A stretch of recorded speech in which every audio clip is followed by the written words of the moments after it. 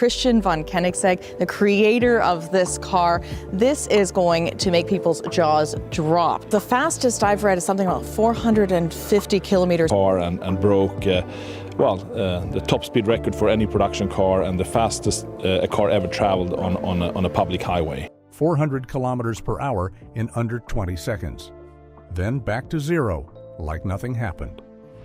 On a quiet runway in Sweden, the Koenigsegg Jesko Absolut didn't just break a record, it tore through the identity of Bugatti. For years, Bugatti owned speed. Then a small Swedish rival changed the definition of fast. Behind it all, engineers like Christian von Koenigsegg and industry disruptors like Mate Rimac turned engineering into a silent war. This isn't just a record anymore, it's a takeover. Bugatti record controversy. Let us go back to where this all started. September 2nd, 2019, Era Lessien test track in Germany. Volkswagen Group's private 13-mile circuit with a 5.5-mile straight, no public road can match. Automobili and Volkswagen's supercar brand Bugatti. A magazine has quoted Porsche CEO as saying both are a good technological fit for each other. A specially prepared Bugatti Chiron hits 304.77 miles per hour with test driver Andy Wallace at the wheel.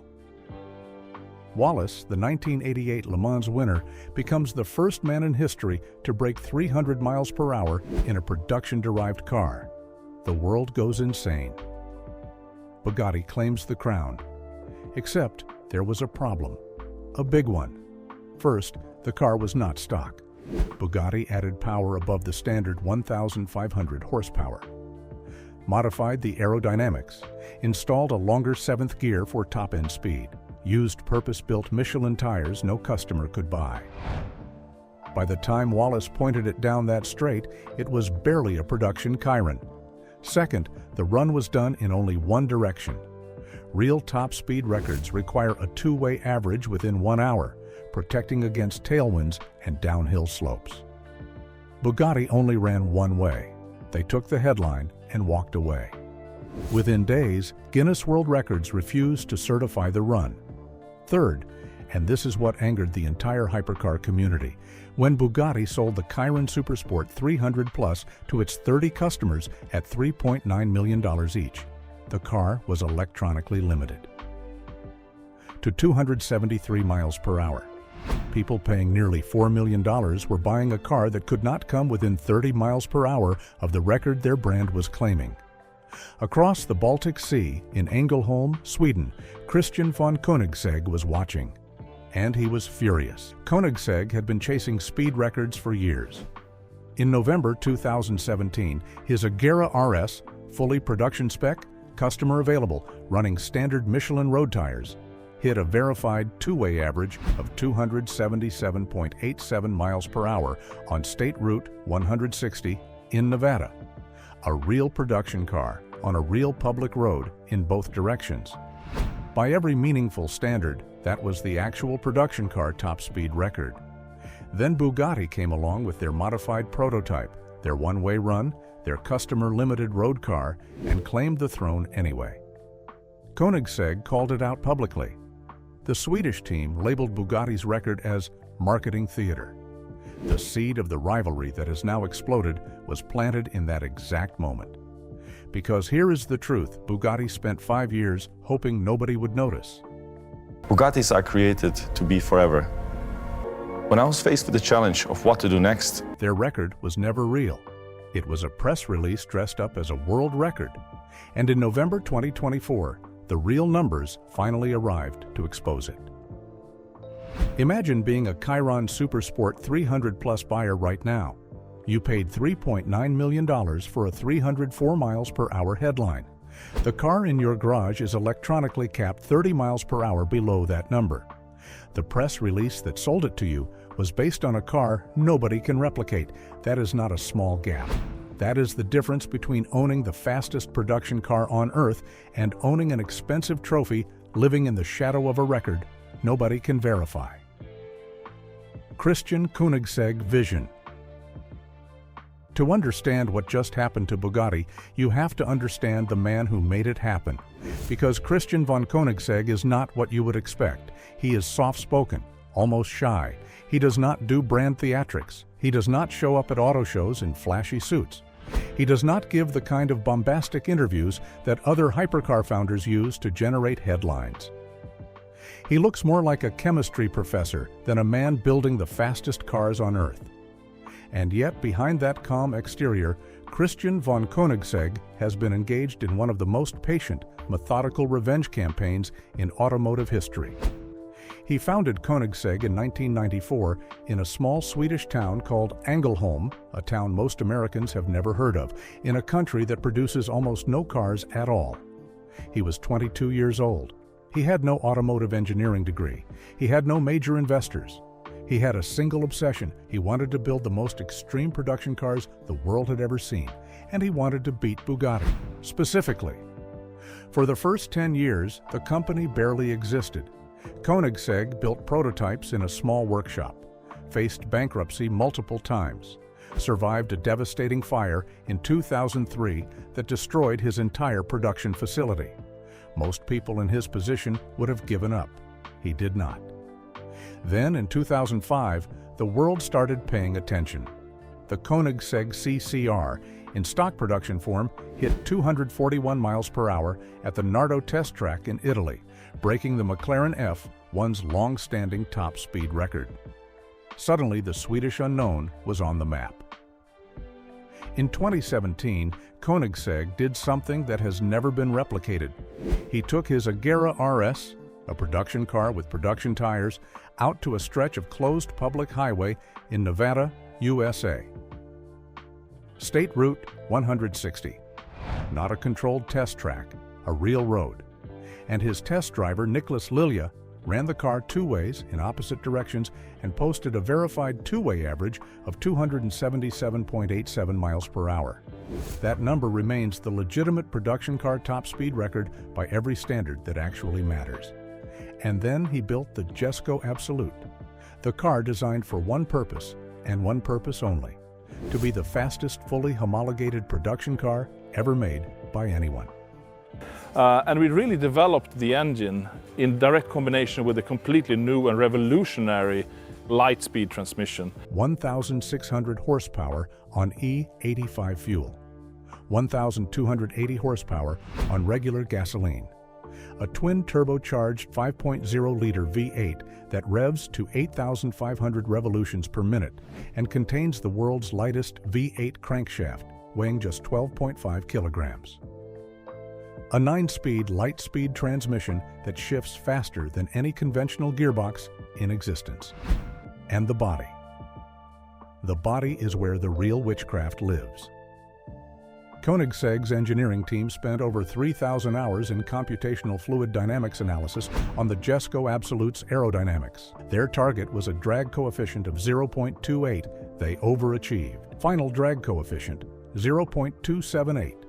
Frontal area, just 1.88 square meters.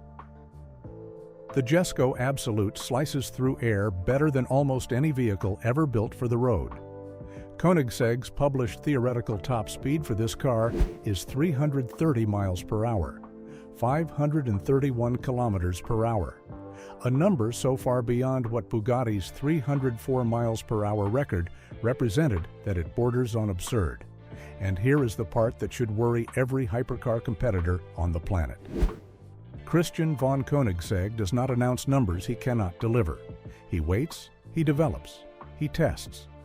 And when he is ready, he proves what his cars can do, with real drivers, real conditions, and real timing equipment. In November 2024, that proof finally arrived. Koenigsegg Speed Victory. Let me take you back to Örebro Airport, Sweden, November 2024. The conditions were not perfect. The air was cool. The runway, while long at 3.4 kilometers, was not as long as some of the test surfaces Bugatti has access to. Koenigsegg sent the Jesko Absolut out anyway. The car had only 2 modifications from showroom specification: a roll cage for driver safety, and the seat from a Koenigsegg 1-to-1, which test driver Marcus Lund personally prefers. Everything else, engine, transmission, body, tires, was production specification. Same Michelin Pilot Sport Cup, 2R tires that customers receive on their cars. Same fuel system, same gearing, same everything. Lund strapped in. RaceLogic timing equipment was installed and verified. The launch was clean. Standstill to 249 miles per hour, 400 kilometers per hour, 18.82 seconds. That alone shattered the Rimac Nevera's record. High-performance car, the Nevera, recorded no fewer than 23 straight-line performance records in a single day. To 250 miles per hour specifically, 19.20 seconds. Top speed touched during the run, 256 miles per hour, which Lund reached using only 1,617 meters of the 3,400-meter runway. He still had nearly half the runway left. Then came the brake phase, from 249 miles per hour back to a complete standstill. Final 0 to 400 to 0 time, 27.83 seconds. Let me put that number in context for you. In 2017, Juan Pablo Montoya, a multiple-time Formula One race winner, drove a Bugatti Chiron from standstill to 249 miles per hour and back to standstill in 41.96 seconds. That was the original benchmark Bugatti held up as evidence of the Chiron's supremacy. Koenigsegg's Jesko Absolut just did the same run more than 14 seconds faster than Bugatti's flagship hypercar. 14 seconds. In a discipline where milliseconds are usually the difference between winning and losing, the Jesko Absolut beat the Bugatti benchmark by an eternity. And then January 2026 happened. CarWow on YouTube lined up the Bugatti Chiron Supersport and the Koenigsegg Jesko Absolut for a head-to-head drag race series. Factory test drivers from both companies were present to ensure the cars were operating at full capability. 6 races were run. The Jesko Absolut won the standing half-mile sprint outright. The Chiron, with its all-wheel drive traction advantage, took the quarter-mile thanks to instant grip off the line. But the moment the speeds climbed past 150 miles per hour, the Jesko's lighter weight and superior aerodynamics took over. The longer the race, the more dominant the Koenigsegg became. The Chiron, weighing 4,365 pounds compared to the Jesko's 3,064 pounds, simply could not match the Swedish car at high speed. This was no longer simulation, no longer theoretical numbers on a Koenigsegg press release. This was the Jesko Absolut in real-world conditions, beating Bugatti's most expensive production model in head-to-head competition watched by millions of viewers around the world. And the implications were impossible to ignore. The Koenigsegg Jesko Absolut, even before officially attempting its 330 miles per hour top speed run, had already established itself as the faster car. The only question remaining was whether anyone at Bugatti was prepared to admit it. Mate Rimac power shift. To understand what is happening at Bugatti right now, you have to understand Mate Rimac, because he is unlike any CEO the automotive industry has ever seen. He is Croatian. He is 38 years old. His entire empire began in a garage. As a teenager, Rimac bought an old 1984 BMW E30 sedan. He raced it. He blew the engine. Unable to afford a replacement, he ripped out the combustion system and converted the BMW to electric power using parts he modified himself. In 2011, that garage-built electric BMW set 5 Guinness World Records for electric vehicle acceleration. A self-taught Croatian teenager had just built the fastest accelerating electric car on the planet. That is when investors paid attention. Rimac founded Rimac Automobili in 2009. By 2013, he unveiled the Rimac Concept 1, the world's first electric hypercar. By 2021, he launched the Nevera, 1,914 horsepower, 4 electric motors, 258 miles per hour top speed. The Nevera broke 23 performance world records in a single day at the ATP test facility in Germany. Then came the move nobody saw coming. In July 2021, Volkswagen Group transferred majority control of Bugatti to a new joint venture called Bugatti Rimac. Mate Rimac became CEO. Porsche took a 45% minority stake. A 33-year-old Croatian engineer who had been welding electric motors in his garage 13 years earlier now controlled the brand that built the Veyron and the Chiron. It was the most extraordinary acquisition in modern automotive history. Now imagine being Mate Rimac in November 2024. You have spent a decade building Rimac Automobili from nothing. You have spent 3 more years restructuring Bugatti around your vision. You have just unveiled the Bugatti Tourbillon to global acclaim.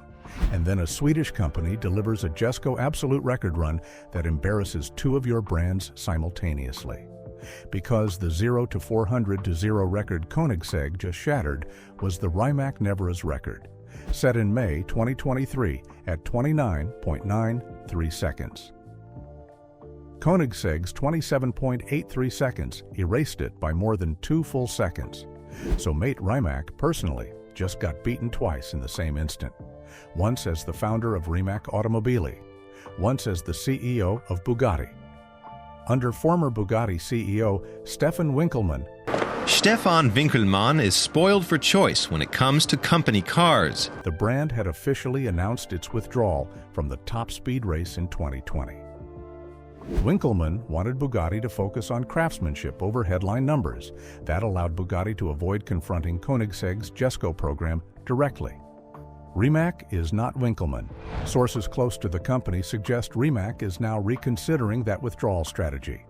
There is no version of this story where a man who built his career on speed records concedes the crown without a fight. A response is coming. The only question is which brand he uses to deliver it. Bugatti Speed Crisis. Let me tell you what Bugatti has actually built since Mate Rimac took control. Because if you think Bugatti is sitting still while Koenigsegg embarrasses them, you have not been paying attention to the new Tourbillon. The Bugatti Tourbillon was unveiled in June 2024. It is the first all-new Bugatti developed entirely under Rimac's leadership. And it is genuinely extraordinary. The Tourbillon replaces the iconic quad-turbocharged W16 engine that powered the Veyron and Chiron with something completely different. A naturally aspirated 8.3-liter V16 engine developed in partnership with Cosworth, paired with 3 electric motors. Combined system output, 1,800 horsepower. The V16 alone produces 1,000 horsepower and revs to 9,000 revolutions per minute. The 3 electric motors add another 800 horsepower of instant torque. Bugatti officially quotes a top speed of 277 miles per hour standard, with a special speed key unlocking even higher capability. On paper, the Tourbillon is the most powerful production Bugatti ever built. It is also the lightest Bugatti in modern history. The exposed mechanical watch-inspired dashboard alone is a piece of engineering theater that no other manufacturer would attempt. And yet, and this is the part that has hypercar analysts genuinely puzzled, Bugatti has not yet publicly committed to attempting a Tourbillon top speed record run. The official messaging continues to emphasize craftsmanship, exclusivity, and timeless design rather than headline speed numbers. Why? Because Bugatti's customer base is not actually demanding speed records. The people paying nearly $4 million for a Tourbillon are buying status, scarcity, and the legacy of the Bugatti name. They are not buying numbers on a Wikipedia page. The economic calculation that Winkelmann made, and that Rimac may now be reconsidering, was that chasing top speed records carried massive risk for marginal commercial reward. But here is the strategic problem with that logic. If Bugatti permanently cedes the top speed crown to Koenigsegg, the brand loses something more important than a single statistic. It loses the narrative position that made it iconic in the first place. Bugatti without speed dominance is just an expensive luxury brand competing with Rolls-Royce and Bentley. With speed dominance, it is a singular automotive institution that exists in a category of one. That is the crisis Mate Rimac is now facing. Allow Koenigsegg to keep the crown and watch a century of Bugatti positioning slowly erode. Or authorize a costly, risky, potentially embarrassing speed record attempt with the Tourbillon, knowing that if it fails, the damage to the brand will be even worse than the damage from silently conceding. Bugatti has also continued developing the Mistral, an open-top W16 hypercar that has set its own speed records, including a 282 miles per hour run that made it the fastest open-top production car in the world. The Mistral demonstrates that Bugatti retains real high-speed engineering capability. The question is whether Rimac authorizes that capability to be unleashed on a full-throttle tourbillon run targeting Koenigsegg's territory. And what happens when both brands push past 330 miles per hour, because that ceiling is coming. Koenigsegg has stated that they intend to formally attempt the Jesko Absolut's full top speed run before the end of 2027. If they hit 320, 325, even 330 miles per hour, the gap between Koenigsegg and every other hypercar manufacturer becomes a chasm that nobody will be able to close for years. This is the moment Bugatti's entire future rests on. And the man making the decision is a 38-year-old Croatian engineer who has never lost a competitive fight in his life. Jesko Absolut's run didn't feel like an ending. It felt like a benchmark set in stone. 27.83 seconds, proven on an empty Swedish runway by Christian von Koenigsegg. But silence in this industry never lasts long. Somewhere inside Bugatti, Mate Rimac is already calculating his response. So tell me, who wins this war in the end? Koenigsegg with proven numbers, or Bugatti when Rimac unleashes the tourbillon? Drop your prediction in the comments. If this breakdown opened your eyes, hit subscribe. We're tracking every move both brands make next. Koenigsegg may have the record today, but Mate Rimac is not the kind of man who loses quietly. And the next chapter of this war is going to be the most explosive one yet.